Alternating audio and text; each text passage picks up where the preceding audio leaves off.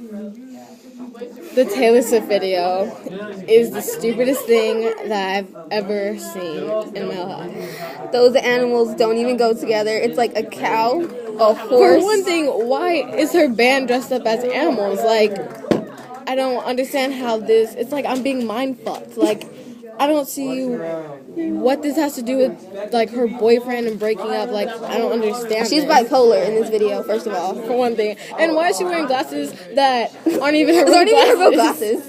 Like, I don't understand that either.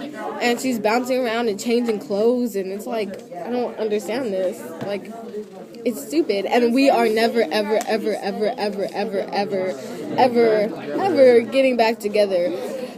But at the end of the video, she's back together with him, and I think, and I just don't understand this video at all. No. It is overexposed, and they play it every single minute on the radio. Like, you just turn it on, and just, that song is so freaking annoying.